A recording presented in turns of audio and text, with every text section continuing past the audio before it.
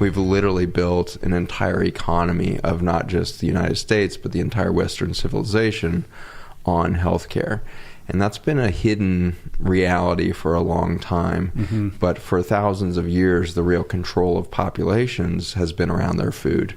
And we find ourselves in that same, if not amped up version now that we have 7 billion souls on the planet. That becomes very, very big business when you start to be able to control food. And we see that the ultimate political control is around the food chain and whether it delivers health or not. I've basically found myself in a massively reductionist state of my understanding of the world around us when I had really spent, 20 years of my life studying medicine, which was the opposite, where every year and minute you study in that environment, they try to convince you it's more and more complicated, that there's 1,000 different diseases, that there's 10,000 different drugs to treat those diseases. But in reality, what started to deconstruct that world was the realization that the cancer I was studying under the microscope when I was devising chemotherapy happened to be really the exact same process as an ulcer in the ankle of a diabetic patient. Again, sound totally disparate, but in the end, totally reductionist viewpoint is it's only one thing, which is chronic inflammation. Inflammation is actually a normal biologic response to an injury. If we have a chronic inflammatory epidemic in the world, which is a better definition than lots of diseases, then we must be overwhelming the immune system of all of the public for some reason at the same time. Sometime between 1982 and 2000, we did something to the environment to totally decimate the protection system of our immune systems. And the big tip-off to me in this process, here I am in the labs developing chemotherapy and is so buried down the rabbit hole of the pharmaceutical model. But there was a big tip-off starting to happen in the late 1990s and early 2000s that we were seeing diseases in what seemed like completely different organ systems in the population go epidemic simultaneously. Examples of this was certainly autism that you mentioned earlier. We had 1 in 5,000 children with autism in 1975. Today we have, just 3 weeks ago, released the most recent data, 1 in 36 children with an autism spectrum disorder. And the big argument for a long time was, well, maybe we're just diagnosing and recognizing autism better, which is kind of laughable if you've ever sat with an autistic child. Here's a 5-year-old who can't speak, can't make eye contact, hits his head on the wall for a few hours a day to try to console his terror. We didn't miss that in 1975. This is not a diagnostic dilemma. But then to further emphasize that, the fastest acceleration in that growth pattern of this epidemic has happened between 2012 and today, where we're seeing a doubling time every 2 to 3 years in that autism rate. At the current rate, we'll see 1 in 3 children with autism in 2035. And then in 1996, we saw this sudden rise in the Alzheimer's dementia in women. Interestingly, the Alzheimer's rates has not changed in males since that time. But at the same time, 1996, we see this uptick and consistent linear growth parallel to that Alzheimer's track in women with Parkinson's in males. And so we have, species-specific, gender-specific, organ-specific diseases in the brain and peripheral cancers, all of which took off at the same time in the mid-1990s. Autoimmune disease, unbelievable epidemic starting in the late 1990s. And so this was like the cracks that were starting to form in my worldview, that maybe there weren't 1,000 different diseases because they all started going epidemic at once, which really begged the question, is there a root cause of the root cause of the root cause of all disease? In the same way that we've misunderstood the gut and what gut health means, we misunderstood soil for the longest time. And in the early 1900s, really the late 1880s, we started to change the way we farmed. Simple things happened, like we went to steel grinding for wheat instead of stone grinding it, which meant we could get more of the fiber out of it, which means we created a higher gluten and a higher refined carbohydrate load in our flours and in our wheat system and everything else. So that's one example of a shift. But the main thing that happened is we started to disrespect the importance of crop rotation and soil rest, cover cropping, etc. This led to a massive death of the topsoil, which led to the Dust Bowl that ran through the 1920s and 30s. And it's fascinating that here we are only 80 years out from this event where our ancestors, 2 generations, 3 generations, were literally starving to death. We had soup lines that went for days, across the entire Midwest, and houses were literally being buried in dust of dead soil that had died. During the Dust Bowl, we actually, for the first time, started to outsource our food production because these people lost their local gardens and farms. Mm-hmm. So we started to rely on importing food for the first time, and we started to outsource that concept. Then World War II hit, and we did something interesting, which is we had this huge petroleum industry that was revved up bigger than it had ever been in the history, because we had all tanks, jeeps, mechanized warfare for the first time in human history on this scale. We had planes for the first time. I mean, this was like full out, totally different thing that had ever happened in history, and it was a world war, much different than World War I in its scope. And so we see this huge petroleum industry that suddenly grinds to a halt because the war is over. So we have this glut of petroleum, and we suddenly realize we can extract nitrogen, phosphorus, and potassium out of that oil, and we started making chemical-based fertilizers for the first time. So they found a new marketplace for this oil, and it was a great message to the farmers who were still suffering with bad dirt in the Midwest. Is like, you don't need to do crop rotation, you don't need to compost, you don't need to go back to thousands of years of farming tradition. Just spray this chemical on there. Yeah, forget about whatever you might have learned during the Dust Bowl. Yeah, yeah, that was 40 years ago. That's all ancient times. We're modern now. Yeah. And so these farmers started using it, and it became a revolution for them. And it was actually called the Green Revolution of the 1960s. And so the Green Revolution was actually use of nitrogen, phosphorus, potassium, or NPK fertilizers. And the NPK fertilizer did turn plants green because nitrogen and phosphorus do that. But what was lacking in those plants for the first time in human history was the nutrients and the medicine that should always have been in that food. And so the plants became weak. Just like a human being who lacks nutrients, their immune system goes down. And when a plant's immune system goes down, it becomes prone to viruses, pests, and it can't excrete the stuff from the root system that would keep weeds at bay. And so now the plants are getting attacked from the outside, if you will, and the chemical industry says, no problem, here's a new chemical weed killer, here's a pesticide. And so the farmers got themselves locked into this codependent relationship with chemical fertilizers, then chemical drugs for the plants to keep them alive despite a failing biology underneath the surface there. Right. Akin to taking a drug to deal with the symptoms of some ailment that you have that creates a whole battery of side effects that then require you to take another drug to deal with those. It's just an environmental version of that. It's exactly the same thing. And in fact, the drugs have been the same in a lot of ways. The main drug is antibiotics. Western medicine really got its first foothold with penicillin, our first antibiotic, and that happened to be in the 1940s with World War II.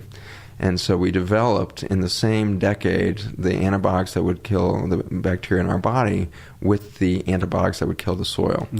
And I say antibiotic because these chemicals that we were using as pesticides are largely antibiotic rather than what you would think of maybe a weed killer or something.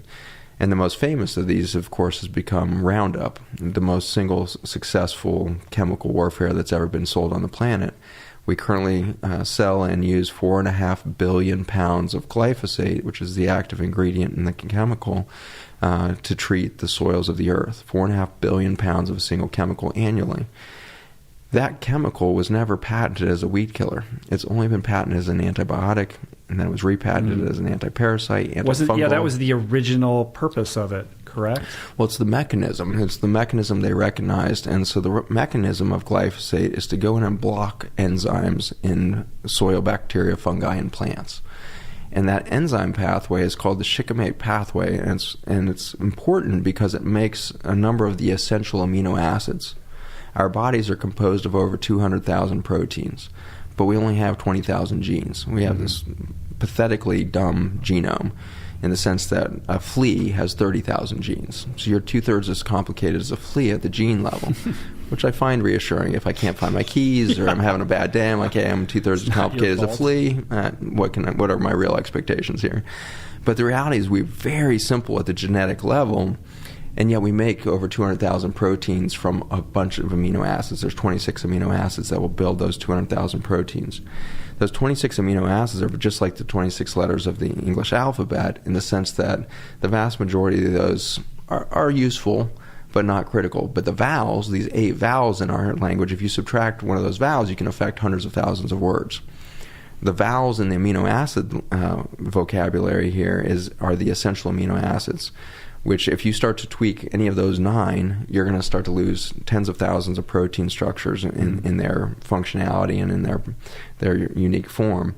And so those essential amino acids, not only are they important like the vowels, they also can't be made by the human body. So those 9 have to come from your food chain somewhere. And it turns out that they are only made by the bacteria, the fungi, and the plants. You don't have a shikimate pathway in your human cells. And so these essential amino acids are blocked through the shikimate pathway by Roundup. And so imagine treating a food chain with a chemical that blocks the ability of these plants to make the building blocks for a healthy human body. Mm-hmm. Forget about a human, it's a dog, a cat, any mammal, any complex multicellular biology is going to depend on these essential amino acids. And we literally, in the last 15 years, subtracted out the ability to build the body because we changed the 26 letters. And so the current statistics is that less than 0.1% of the Roundup used on the planet actually hits a weed. The other 99.99% gets into the soil and into the water system and washes off. And so we are now seeing the runoff from these farms and in the water table itself. So we have fossil aquifers in the United States here that run from Canada all the way down to, historically, Mexico, that is now dried up. We've turned over 1,000 square miles of Texas into desert over just the last 20 years from sucking water out of the ground. Mm-hmm.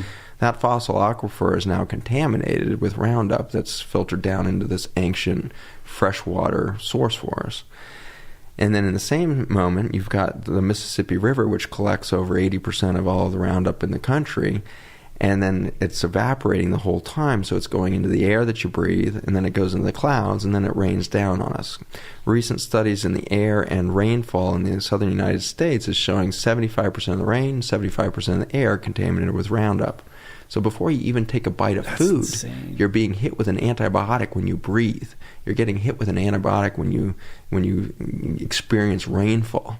And so you may be growing organic crops, but they're getting rained on. And so we have now locked this water-soluble toxin into our environment.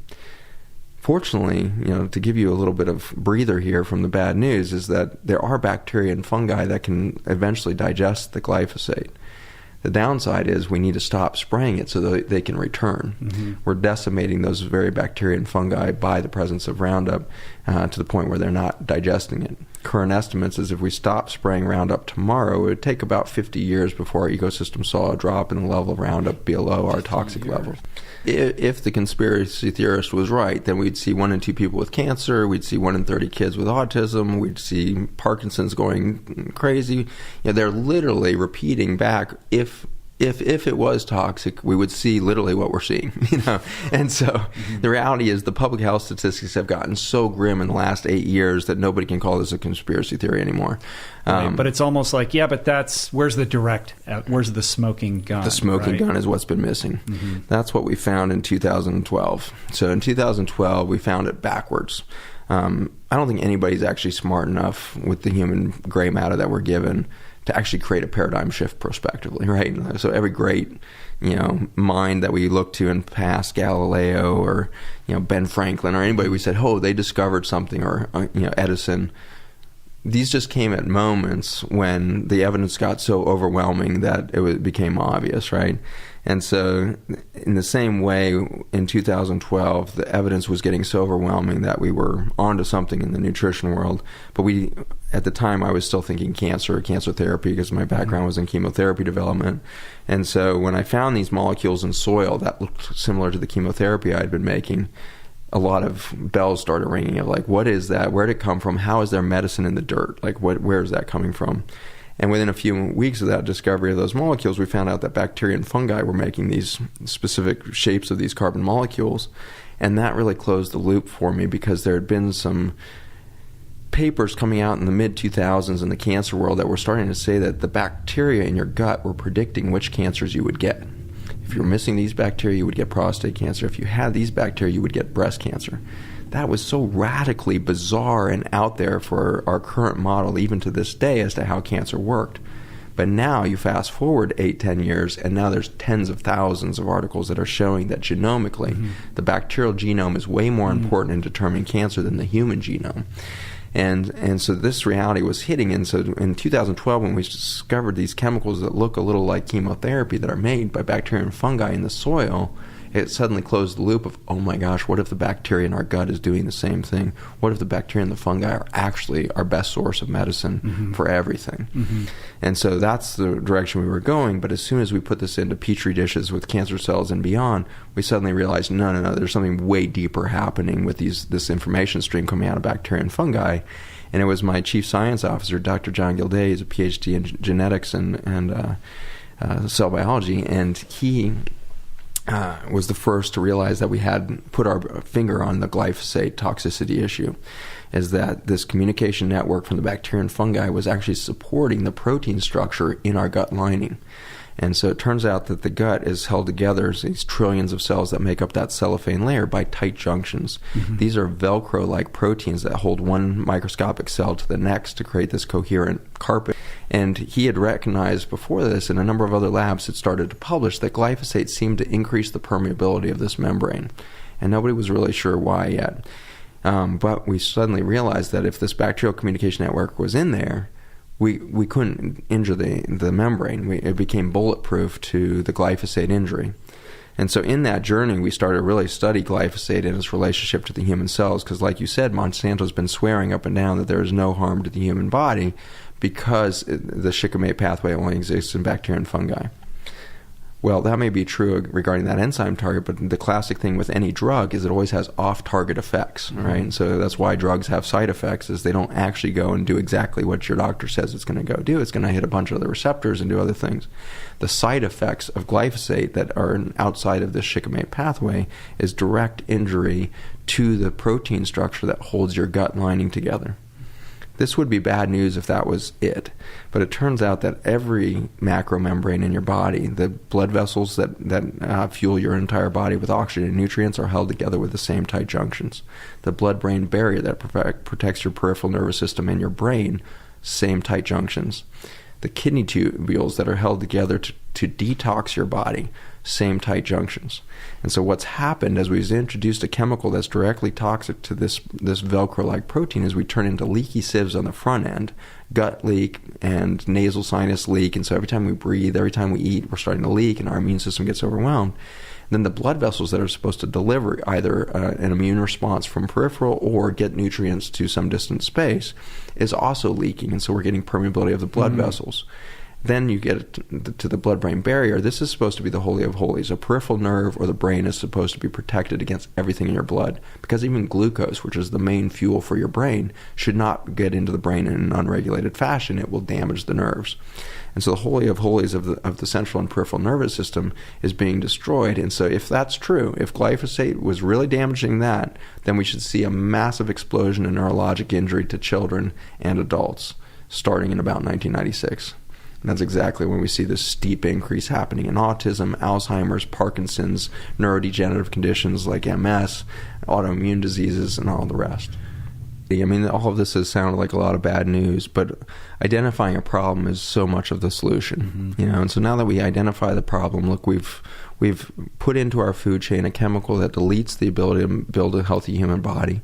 We've put into the food chain a chemical that deletes the medicine out of our food, which we didn't have time to talk about, but that same shikimate pathway makes the alkaloids, which are the medicinal features of our food, is deleted by glyphosate. So we build a diseased body, we build a food chain that doesn't have the medicine in it, and then we take away the most vital thing, which is this microcosm, macrocosm phenomenon you just talked about. So far I've been describing to you that we are losing the identity between the outside world and our immune system by the breakdown of these membranes. We get leak. That's literally taking away self-identity from the immune system, and so we get autoimmune disease where we're starting to react to our own body as if it was foreign. In the same way, at the macro level, I believe we're losing our self-identity as human beings as we start to leak. And we start to become majorly depressed, panic disorder. We start to get lost down these rabbit holes of doubt, insecurity, fear, guilt. We have spiritual crisis. We have relationship crisis that's on an epidemic level equal to cancer and beyond. The ability to stay in human relationships seems to be the most complicated thing that we could possibly endure right now. It's because we are literally losing self-identity at the cell level because we are eating a chemical that breaks our self-identity at the cell level. a sickness happens and it results in an immune reaction and a healing process. I think that's what's happening to our society right now. We have a sickness and a disease on the planet of loss of self-identity and human consciousness of our purpose here, only to trigger the ultimate healing process, which is to realize that we're all one. We are all on one mission to find truth in ourselves and through one another. We are calling in community. We are going to overcome the isolation of our cell phone era. We're going to start to touch each other more. We're going to hug each other more because we have to. And that's a beautiful healing process that I already see afoot in the world around me. And I'm blessed to be able to go and speak all over the world right now. And I'm blessed in that journey to see humans changing their macro consciousness as they change their diet, as they change their nutrition, as they get in touch with their food chain, as they put bacterial and fungal communication networks back into their body. They come back 18 months later to my clinic and they'll say, "Doc, I just left my husband. He's been abusing me for 35 years and I finally realized I don't deserve that." And I left. And so a woman can in an instant suddenly realize, as her boundaries go up at the gut and at the blood-brain barrier, her macro boundaries of that's not spiritually and psychologically appropriate. I am me, I am important, I am loved, I don't need that kind of abuse in my life. In the same way, I'll have somebody walk in and say, "Doc, I just quit my job. I just started my company that I've been wanting to start for 30 years and wasn't confident enough to start, and I just realized I am ready, and I just did it." And so I have this goosebump experience over and over again, despite some of the tragedy that's in the talks that I give and the science that I now know. And I'm constantly seeing this bubbling up of human hope and human healing and consciousness coming on, and I take great hope in that. I take great excitement that if a few of us can become conscious and aware and awake right now, it has a ripple effect that is so quick, and it has to be quick, because one thing we can be certain with, no matter what background we come from scientifically or politically, we can agree that any society faced with 1 in 3 children with autism will collapse under a financial blow that is inescapable. And so we're about 16 years away from a sure, complete collapse of our financial status as a country, and yet we don't hear a single politician talking about it. Because why? Because the politicians are not the solution. You and I are the solution as consumers, and we are doing it already. The organic food movement, nobody predicted how successful it was going to be. 10 years ago, it was less than 1% of the food sold in the country, and now we're pushing it. We're up to maybe 4 or 5% in a lot of communities. If we can push that to 16%, these are numbers that were apparently leaked from Monsanto. In their marketing analysis, if the American food chain became 16% organic, Monsanto and chemical farming would lose its financial stability. Thank you for watching this episode of After School. I'm Dr. Zach Bush, and I'm just honored to be with the community. At the fabric of our nature is the message and capacity for regeneration. And fascinatingly, after the last 5 extinction events on the planet, there has been an explosion of life. Because in fact, the fabric of the genome, the fabric of biology as it is made, is that of adaptation and diversification. After every major extinction event, the level of stress within the genome inspires more creativity.